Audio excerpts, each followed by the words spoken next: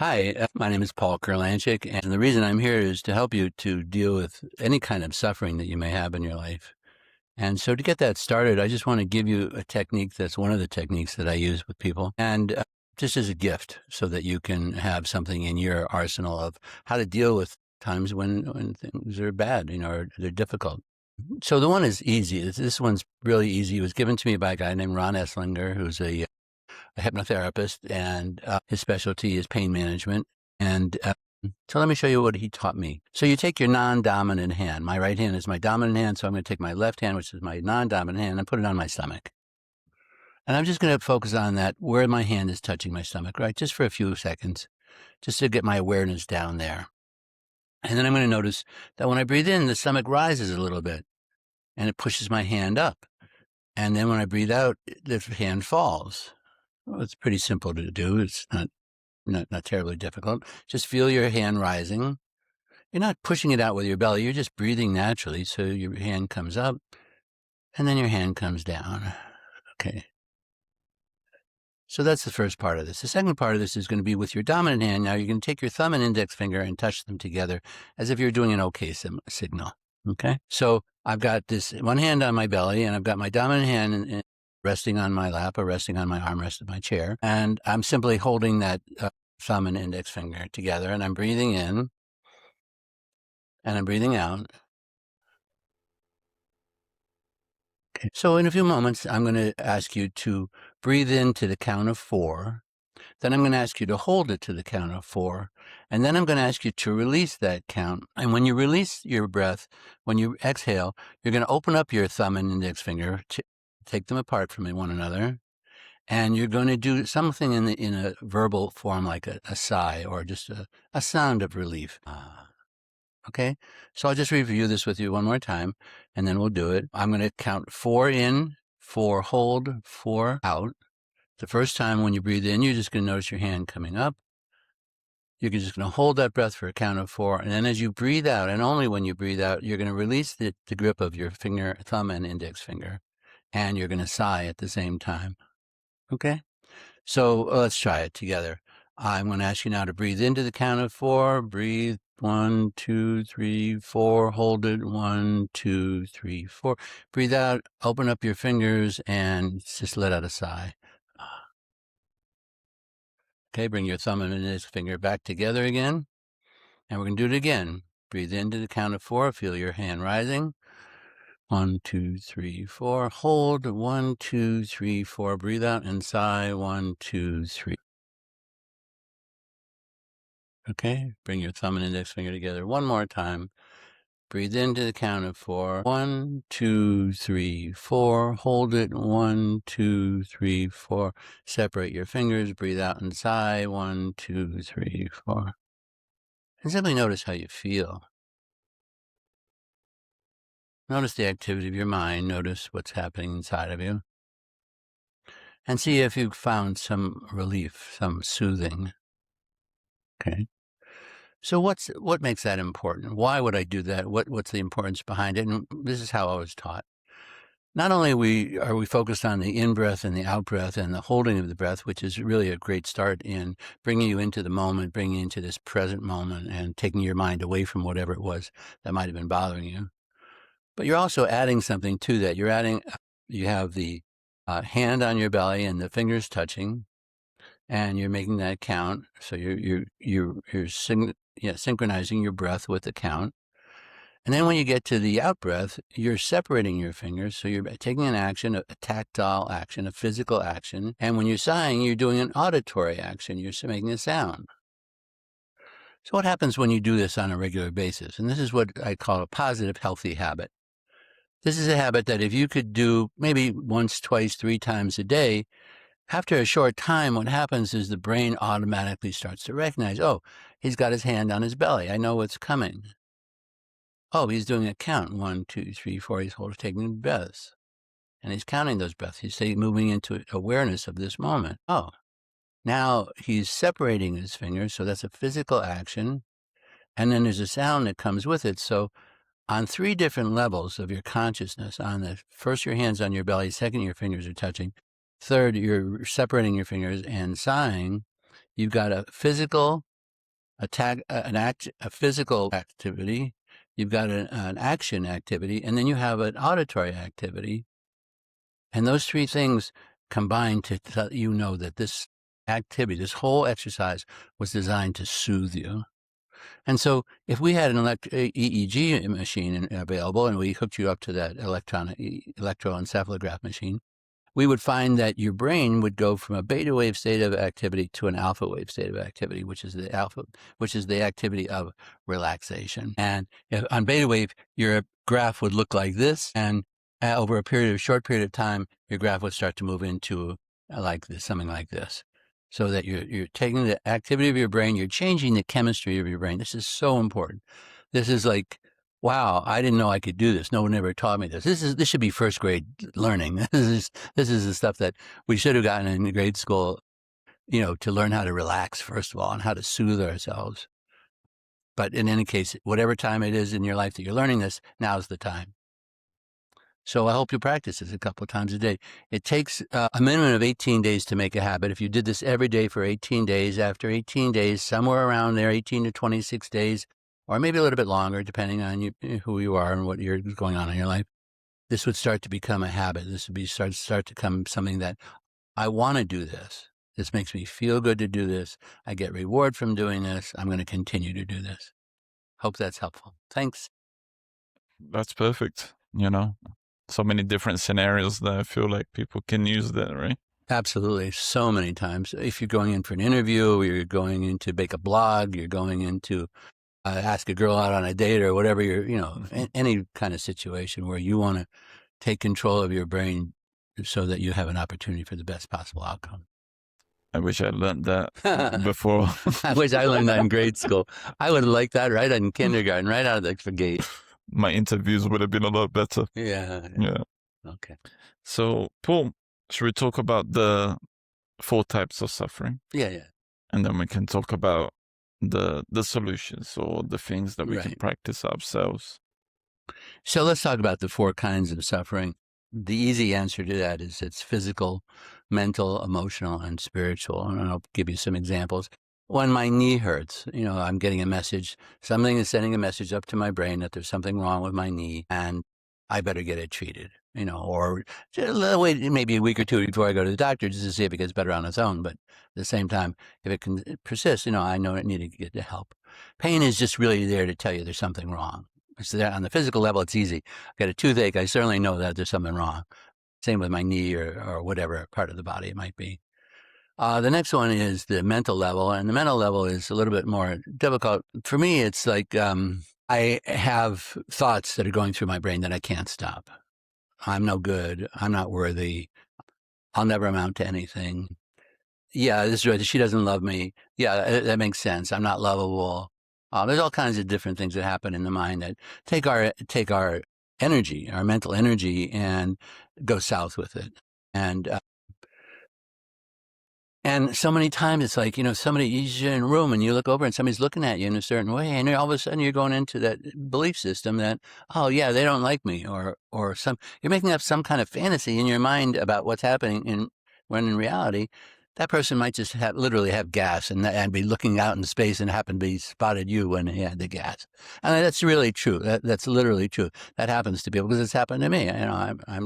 We're all capable of not being in the right, not noticing what we're looking at when we're in our mind thinking.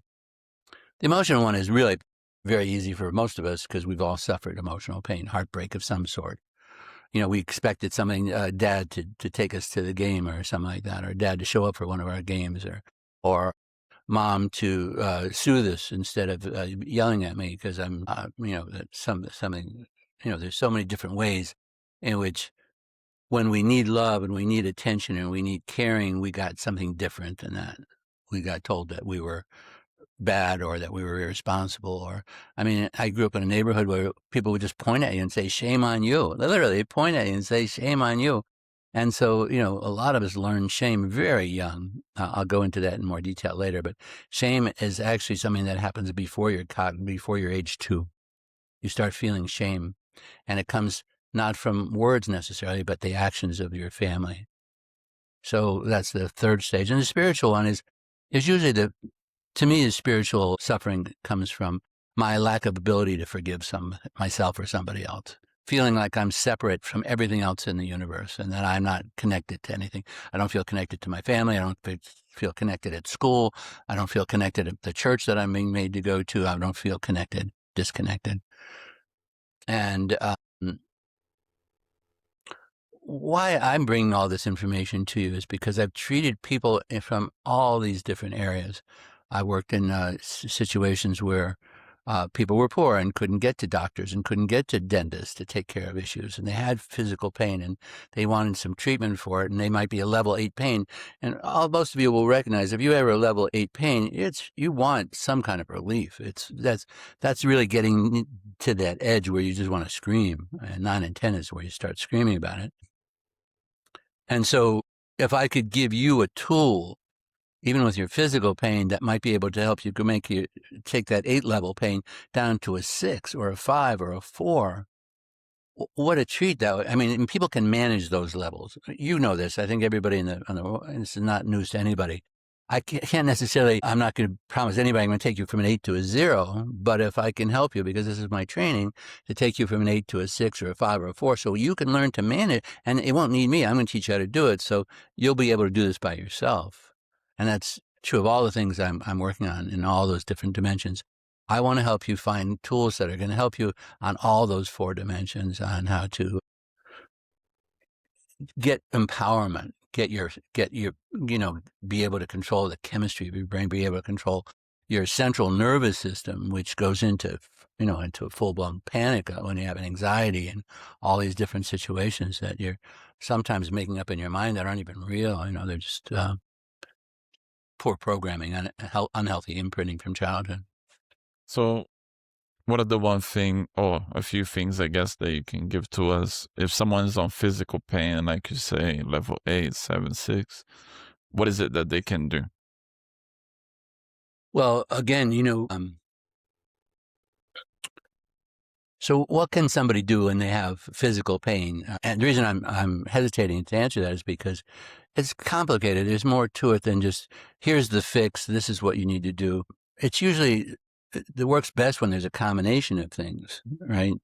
So let's say you have a headache, right? But let's say you just got it started. You can just become aware of the headache. It's coming on. You haven't really got it full blown yet.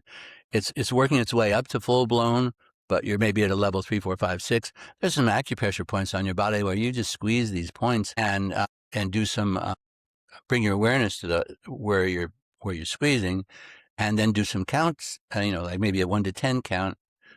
So I would grab the place between my thumb and index finger and squeeze here, and then I would increase the pressure from 1 to 10. So every time I say a number, it gets high, I make it, stronger and stronger impression here. So it's, 1 on 1 to 10, getting higher and higher pressure. And then I reverse it and come back 10 down to 1 and go release the pressure with each number. I can't tell you how many people have done that and headache's gone. Headache's gone. They'd never got the headache. It never got to full blown. So again, you walk in and you're already a level 8. Now it's a different situation. And I hope this does not be too complicated for anybody, but this is what I would do with someone. First of all, I would have you go inside and go to the pain, not run away from it. Go to the pain. Where is it? Where I feel it, where in my head? Is it over by your eye? Is it behind your temple? Is it on the top of your head? Where is it in your head? Okay, so now you've found it. Close your eyes and, just look, tell me where that pain is. And then I would have them describe the pain. Is it is it a hot sensation? Is it a burning sensation? Is it like someone's jabbing you with a knife or a ice pick or something like that? What is the pain? Then what color represents that pain? Oh, it's red. Yeah, I'm a level 8. It's bright red. Yeah, it makes sense. It's normal. Or orange and some of the other colors. And then we would talk about, at least, very quickly, this is all really one right after another. Is there any reason for you to hold on to this pain? Is it serving you somehow? Okay, well, now I'm going to take a look at this. Is it something that's serving me? No, I got hit with a rock in my knee and my knee hurts. Okay. But some pains are serving us somehow. A gut pain can be, I might get another answer if your pain is in your gut. It might be like, I've swallowed too much crap at work and I'm carrying this pain because of that. It's physical, But now I have a whole different tack on where we're going to go with this. So we're going to place it. We're going to show, where is it? What's the color of it? What's the level of intensity? That's really important. So you say it's level 8. Are you willing to give up the pain? Is there any reason for you to hold on to it? Because some people, I've had people say, no, I don't want to give it up. And then I just quit because I can't help them. They don't want to give up the pain. The one that comes to mind the first one that comes to mind is, especially with trauma, I treat a lot of trauma victims, and they get something out of having this pain. They may get getting attention they never got before. In some cases, they're getting a financial situation. Everything has to be, checked out. And it's not a simple answer. But we're going to do things like tapping. There's acupuncture points along your body that you tap these points and say certain things and connect into feeling it. And what would be a soothing color? I'll ask that. If red is 8, what would be the color at level 4? Oh, green or blue. And just tap them down, literally have them learn how to tap themselves down instead of putting needles in their body for acupuncture. Just tap those places and say certain things. And you're working at the guy who came up with this, by the way, was a Western psychologist who studied acupuncture. So he's using psychology and acupuncture techniques to solve issues. And I'll give you my favorite example is I'm working in a prison with a guy who's got no money for dental work, and he has a level 8 toothache. Now, I feel badly and I've had them. I hate toothaches. They're really, it's like, that's all I can focus on only that. This is before I learned how to take care of them anyway. So I treated him for it, and we took down to a level 4, and at 4, again, he's got a different life. It's a whole other game. Plus, he knows that he's empowered to do it himself and that he can manage to bring his pain levels down. And he was level 4. So I thought maybe it's just, for 2 minutes I took him away. Maybe he just left his attention and pain just went away for 2 minutes. And he'll be back in another 10 minutes. He was in one of my groups and I was treating him every day. 2 or 3 days later, he's still at a level 4. That's a whole another world from being in a level 8. You can't function really well. When you're a level 8, your central nervous system is on fire. It's just trying to do anything and everything whatsoever to calm, to make this doable. I can live with it. I think that helps answer that. And that's only part of the game. There's other techniques. And I think learning that takes you away from the medications, right, that dulls you down, right, kills certain parts of your brain, because it's specifically designed to stop certain parts of your brain to be communicating with each other, right? Yeah, it's there's a lot of people who feel like when they start taking medication for their emotions, they lost their emotional self. It's gone. It's been taken away. I don't feel anything. I'm numb. And some people, I'm assuming that there are people out there that need to have that numbing effect. Some people's lives were so completely horrible. And I worked with a lot of heroin addicts, and you'd hear the story of their childhood, and it was a great reason for them to be on heroin. Heroin soothed their central nervous system. It was the only thing that ever made them feel safe, and they felt warm and fuzzy inside, and they had never gotten it before. And in the case of that young man that I was telling you who had the dental issues, his father was a heroin addict. His older brothers were heroin addicts. He had no choice. It was absolutely programmed into his life that he was going to be just like Dad and his brothers. And when he was literally 10 years old, he was already in a gang and was the head of the gang.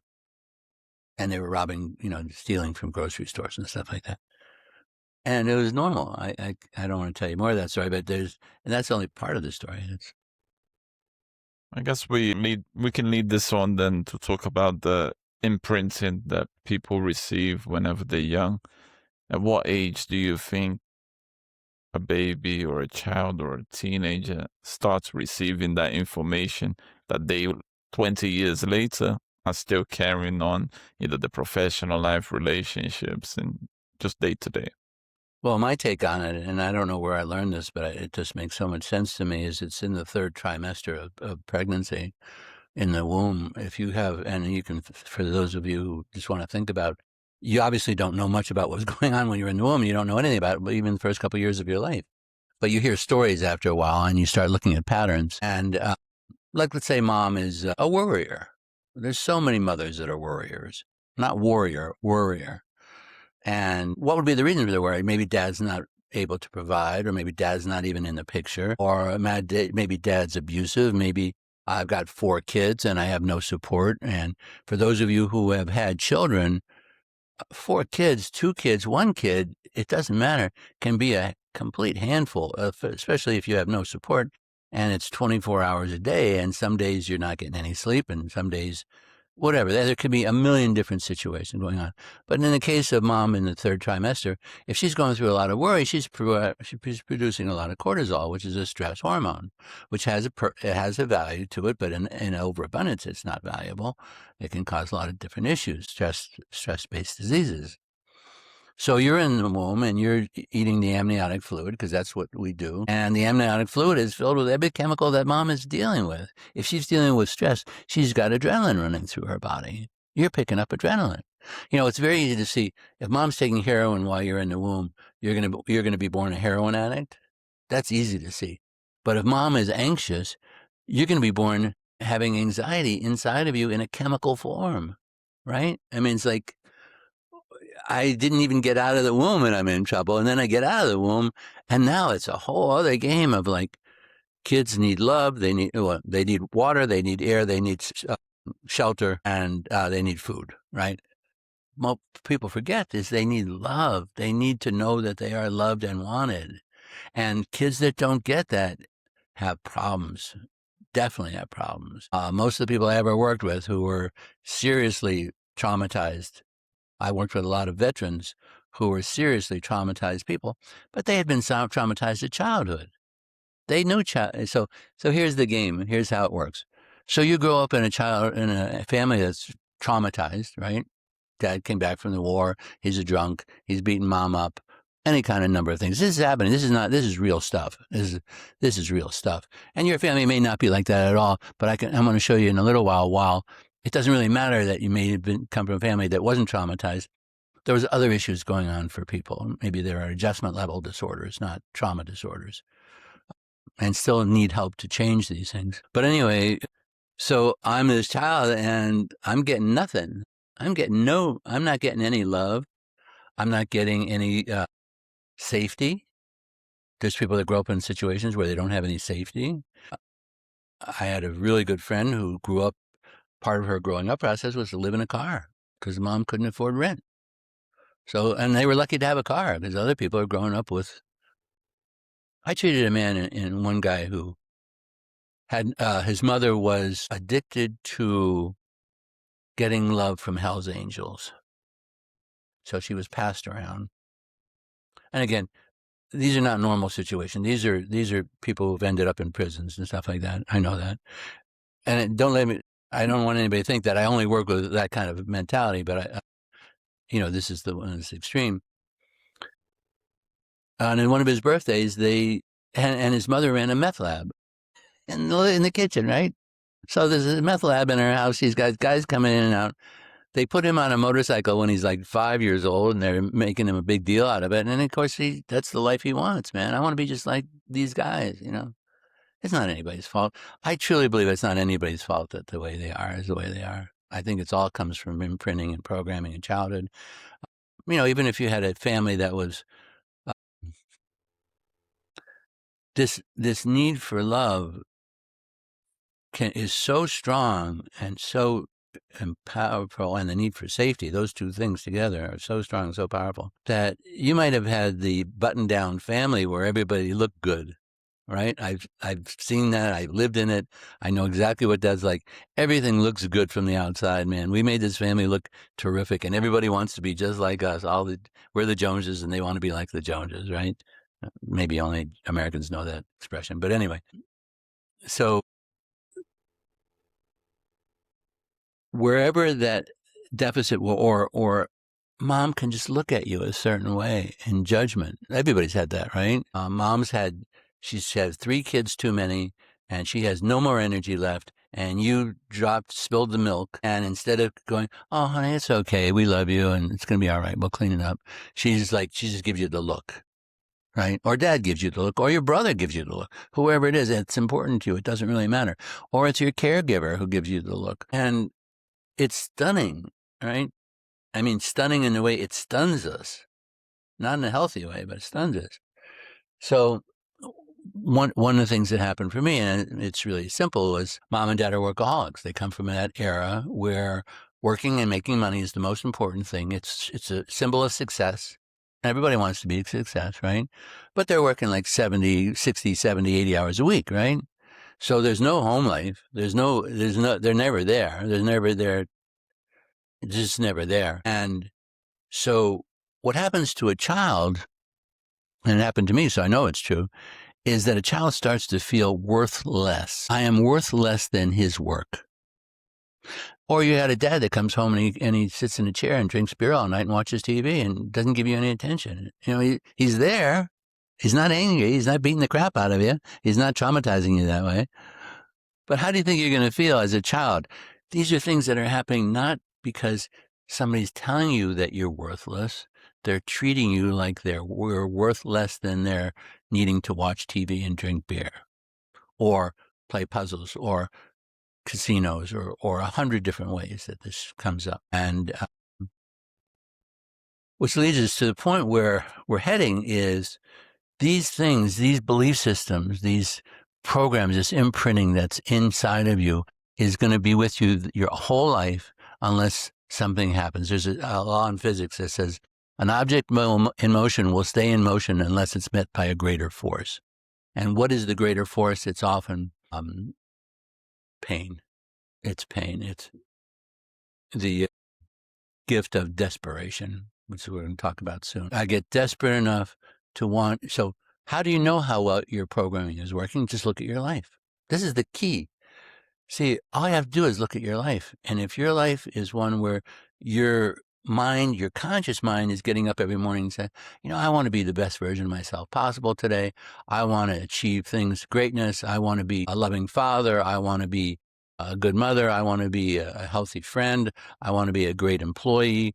And then during the course of the day, it never happens. And day after day after day, none of those things happen.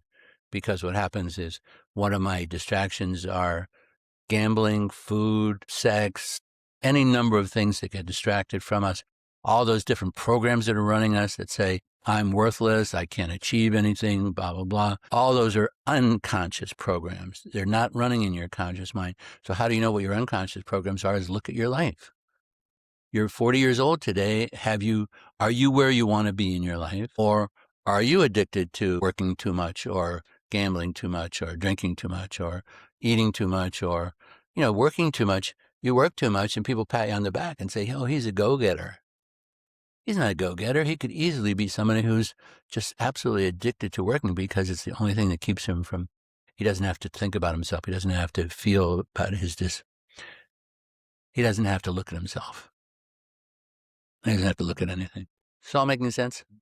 It all makes sense. Yeah. I think whenever I listen to it, especially, I always try to think of how was it for me, And for me, I was one of those burnout families. I was one of the people that wanted to be part of the Jones, as you said. Yeah. But there was issues, in the same way that my parents had issues from their parents and Just their passed on. parents. Just passed on. So it's no one's fault, like you said. It's nobody's previously, fault. right? You didn't choose it. Nobody chose the family they were born into, the country they were born into, the situation. I mean, there's people born into places where there's been war for 30 years. Literally, there was a 30-year war between Sudan and Egypt at one point, or Sudan, northern Sudan and southern Sudan. 30 years of war. I mean, I met some guys from Yugoslavia when the country broke up into all the different parts. And then there was wars between the Serbs and the Croats and something like that. And he says he was walking around and their bombs are dropping around in the neighborhood. Like half the country was on some kind of Prozac or other just to see if they could handle the stress. So let's go back to what you talked about though earlier. Just medication is fine to help you get through something to the point where you can go out and get help.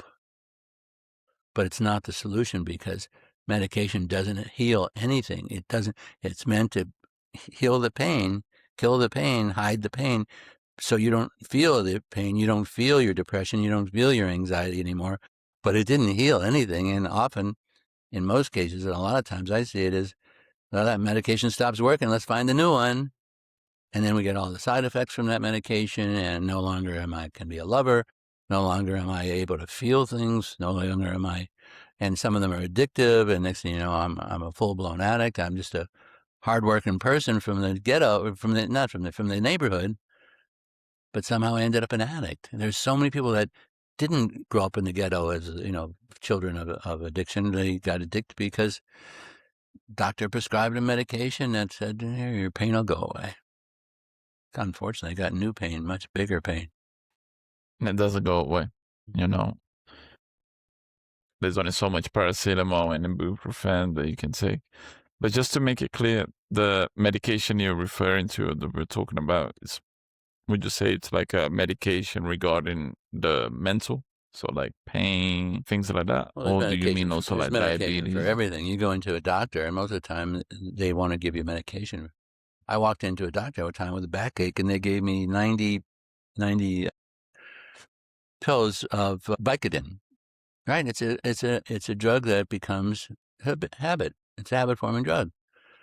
I didn't know that. He didn't say, hey, by the way, don't take all 90 of these pills. I happen to know that because I worked in the field, so I didn't have to worry about it. But they didn't say anything. He just said, here, take this. Well, I do want to talk about one other thing that maybe has some relevance, and that's the idea of, why am I here? What am I bringing to the table? What I'm bringing to the table here is, I've had enough of my own suffering on the physical level, the financial level, the romantic level, the legal level, you name it. I've had nothing major legally. I don't want to say anything like that. But I know suffering. And I know pain is inevitable for all of us.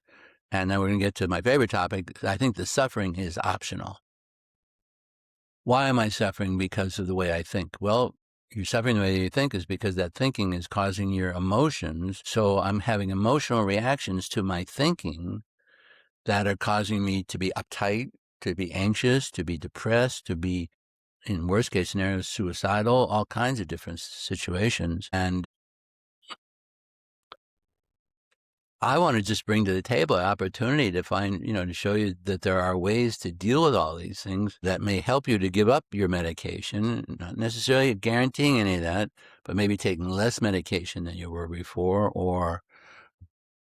and hopefully, get to a place where you can manage your life and your pain levels that you don't need. So how many people are there on the planet? There's 1,000, tons of doctors that want to take away your pain, but they just want to do it with medication and surgery. Almost constantly. That's what they're trained to do. And it's what they know to do. And there's times when you have to have surgery and you have to have medication, but I just wanted to add that. Perfect. You said you wanted to talk about the gift of desperation. Yeah. Wow. The gift of desperation. Now, for people who are desperate, it doesn't feel like a gift, right? I'm not stupid. I know it doesn't feel like a gift. When you're in it, it's like, it's just a horrible place to be. And I've been in it a number of times. Again, I've had, for those of you who had financial suffering, some of you are just normal people that at some point or another, the plug got pulled on you and you lost a job, or you lost a contract, or for some reason, something big happened. Your money was taken away from you, or your ability to earn money was taken away from you. And that's very painful. It's very scary. It's incredibly scary. So that's just one area, one place where financial, romantic. I mean, I've had the opportunity in this lifetime at one point, it sounds funny to tell this story, but it's true. I got a job. I loved the job I got. The boss loved me. He convinced me that I was underachieving and that I should take a much bigger position in the company. And I told him I didn't want that position. I was happy having the lesser position. And he talked me into it. It became a job that was taking every ounce of energy I had from me. I was trying to survive instead of live. I bought a house because I wanted to live in that area, and when I bought this house, so now I have a mortgage, and 6 months later, he fired me. Now, that's okay. He fired me on a Wednesday. On Friday, the woman of my dreams, the woman I thought I wanted to marry, broke up with me. So that's Wednesday I got fired. Friday, my girlfriend breaks up with me. And on Monday, I get the worst case of, I never had poison ivy in my whole life, and I get poison ivy all over my arms. And it's the kind of poison ivy where you can't not stop. It's got your full attention 24/7. And I'm like, oh my God, this is a Wednesday. In 1 week, everything happens. I didn't plan it. I didn't wake up any morning and say, I can't wait to ruin my life. This was not a conscious system. This is like, so I'm like, I got this mortgage and I got to pay. I just bought this house. It's got less than a year of, there's no money, nothing coming back from it. If I have to get out of it, I'm going to lose money to get out of it. And luckily for me, I had a phenomenal support group. It was at a time in my life when I knew how to deal with these kind of situations. I wasn't happy with the situation. I don't want to tell anybody that this was fun and games and everything was roses, but I knew sometimes the world, what's thrown at you is so big that you're not going to walk around feeling happy. If I could walk around that day feeling like I could made it through another day and I'm okay, that was the best I could do, right? So that's reasonable. Again, instead of being in an 8, 9, 10 level of discomfort, I'm in at a 5 level of discomfort because of my techniques, because I've got spiritual habits that I'm used to doing. I'm always in meditation, and a lot of times I'm taking care of my body physically, and I've got a support group that I can go to, and I used a lot. I went looking for support every day, and so for about 30 days, I think it was about 30 days, I was really kind of miserable. Just not really, I was miserable. I was like, just barely getting through each day. Not too long after that, I sell the house, I lose money, but I don't lose a huge amount of money, so that's okay. I'm out from underneath it. That's all that mattered to me is I'm out from underneath it. I feel relief, from that. The girlfriend situation doesn't get better. It's not like she came running back to me, open arms or anything like that. We ended the relationship. We became friends over a period of time. I still talk to her occasionally, and this is, decades ago. And then the poison ivy was really the hardest part of it. I had it for a month. I didn't know how to get rid of it. I had no idea. Nobody did. Everything the doctors gave me, nothing worked. And then somebody said, if you put your arms, like I only had it on my arms, so I put my arms under hot water, and this itching would go away for a while, and I'd go back and do it again. So I might be able to get up a couple times a night, but I found a way to get some relief. And then after about a month, something happened because it went away. I don't know whether I found the right medication or I just got the, whatever clicked. I think it was maybe a medication issue. Shortly after that, I got hired in a new job that ended up being a much better job. It wasn't the high position that I was at, but it was at a position that was manageable for me. I find a nice place to live, and this is gone, and I'm back to swinging again. I'm back to being happy, joyous, and free most of the time. So there's the 3 words. I found a way to be happy, joyous, and free. I found a way in my whole life to be happy, joyous, and free.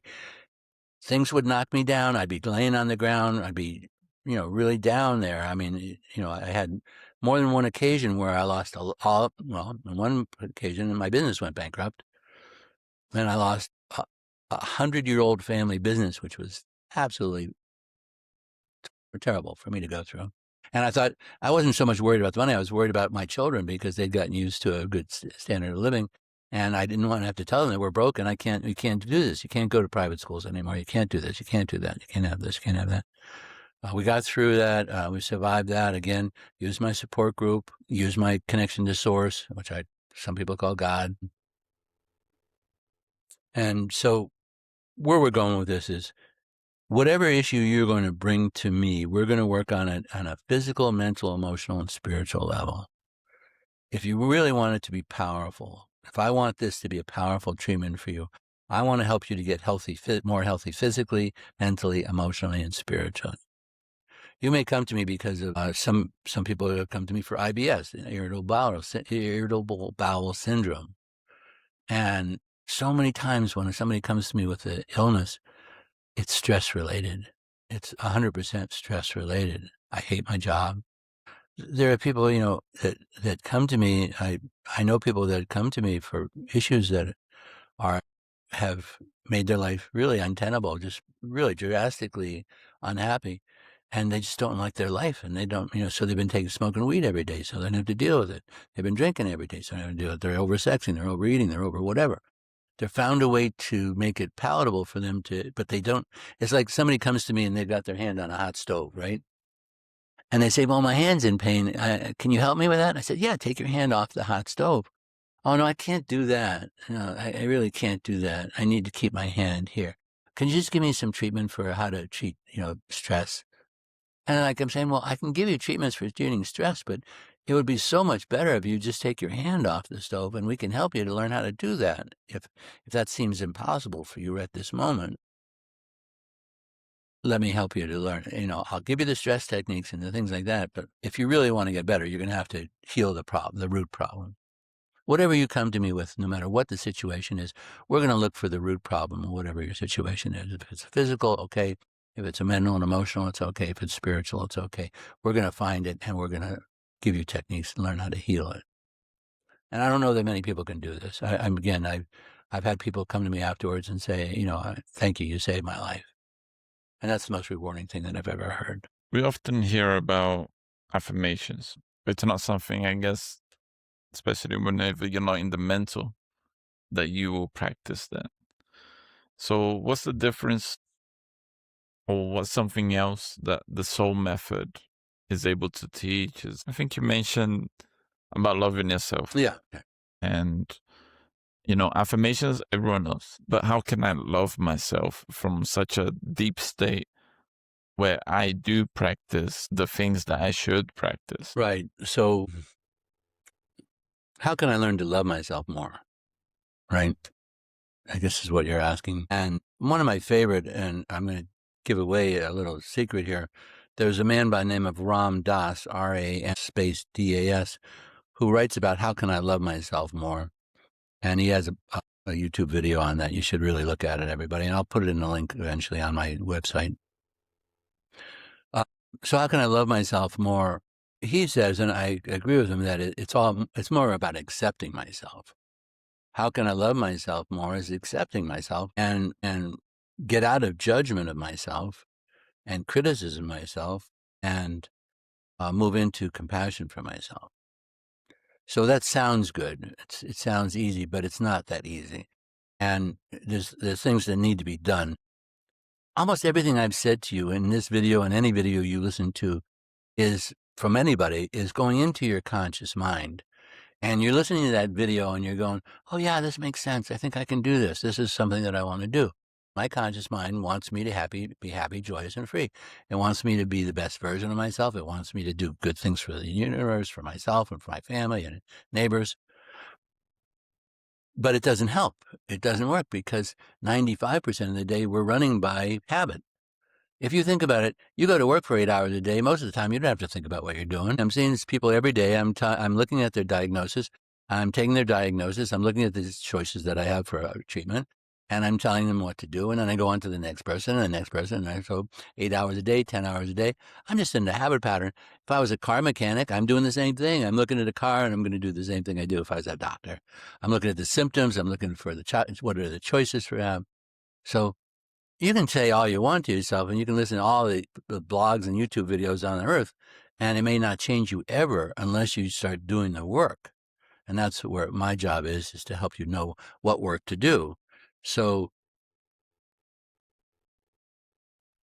see, look at the problem. Okay, so many of the problems of our life can be helped dramatically by just learning to love yourself. So the first thing I might ask a new person is, what did you do today to demonstrate to you that you love yourself? I don't know. Well, did you brush your teeth this morning? Well, that was an act of love, wasn't it? That shows you care about your teeth. Did you wash your body? Did you, Did you hug your girlfriend, your wife, or whoever, your children? Did you, what did you do today to demonstrate? And a lot of people, at the end of the day, they haven't really done much at all. They've done a lot to demonstrate they don't love themselves. Whenever you put alcohol in your body, it's a symptom that you don't care about yourself. I hate to tell you this.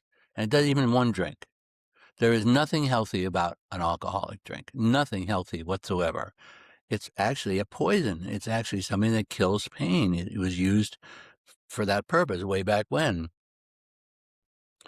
Do you smoke cigarettes? Are you smoking weed? Are you working 10, 12 hours a day when you should be working 8? Are you sleeping at night instead of watching YouTube videos all night long? Are you, those are everybody's, how do you love yourself? Oh yeah, I love myself. Well, show me. How do you love yourself? Demonstrate to me.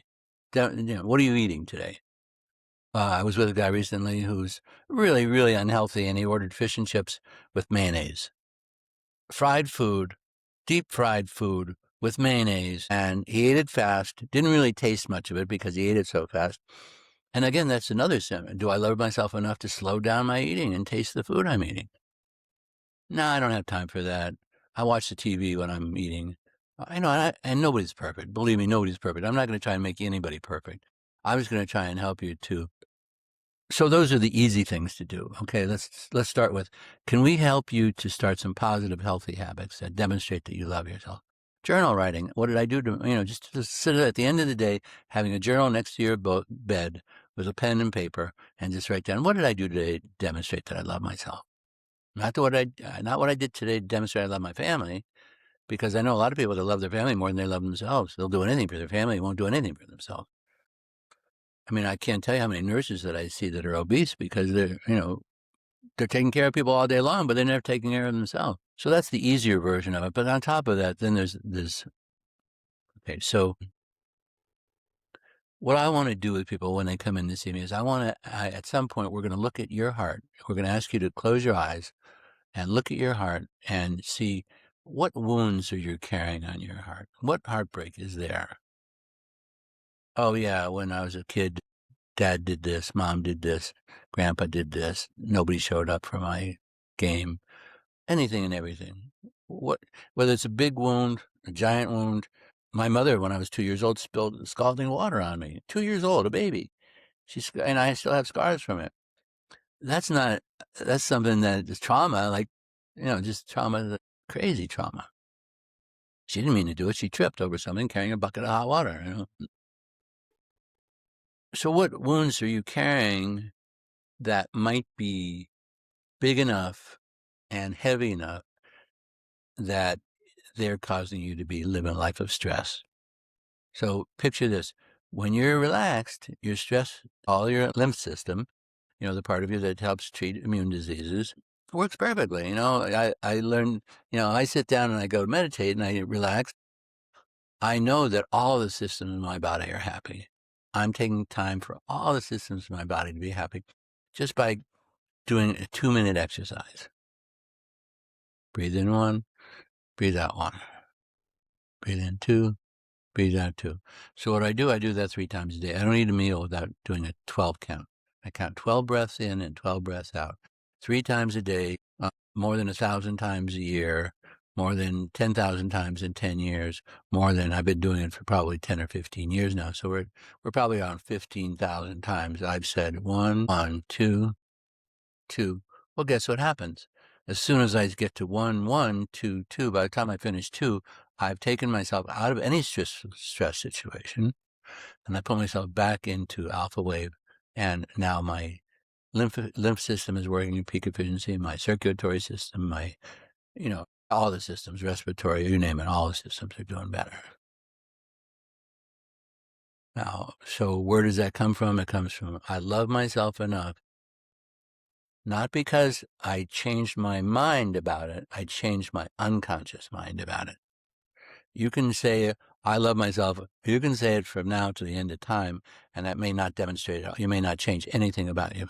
You may be still be eating the wrong food, chasing the wrong dreams, going to the casino instead of going to maybe a dance or something like that. And so it always comes back to the same thing. I have a broken thinker. That's not my fault. He was broken as a child. I was programmed and imprinted with a whole bunch of unhealthy information about who I was and what I was supposed to be doing and where I am. Again, that guy that was imprinted with, I'm a heroin addict. I grew up with only heroin addicts. I don't know anything else but heroin and gangs and, things like that. I grew up in a family that was business oriented, so I know how to do business. I learned how to do business real fast. I didn't know how to love myself. I didn't know how to love other people, but I knew how to make money. But that wasn't fulfilling, right? So how do you learn that? All of a sudden I go, I'm 47 years old and I'm looking at my life going, I have everything. This is my story. I had everything. I was a multimillionaire. I've got a beautiful home. I've got cars. I've got 2 kids. I'm successful. I can do anything I want financially. And I'm walking around and inside there's a voice going, I'm dying inside. I don't feel like I'm connected to anything. The money means nothing to me. The success means I tell people I climbed the ladder of success and I found out the ladder was up against the wrong building. True. And it may be true for you. I don't know. But we can find out. We can find out what's not lining up between what your conscious mind wants and your unconscious mind is telling you. And if you don't do that work, you're going to get more of the same. Whatever your life is now, it's going to continue to be that way, if not worse. That's a fact. Nothing changes if nothing changes. That object in motion stays in motion until it's met by an opposing force of greater value. And nothing's going to change because you wake up in the morning and go, I love myself today. I'm going to love myself today. I'm going to love myself today. Now, there are ways that you can use affirmation in a healthy way. And I'll be glad to show those to you, but that's another topic. Okay? Amazing. I'm always absorbing all the information for my own life, for my own That's right. self. One of these days you're going to let me work with you and we're going to do some more. We're going to start changing the unconscious part of it. Half direction, half here, half there. But yeah, for any more information, there'll be more links about the method of soul, how to get in contact with Paul, and see if you guys can work together.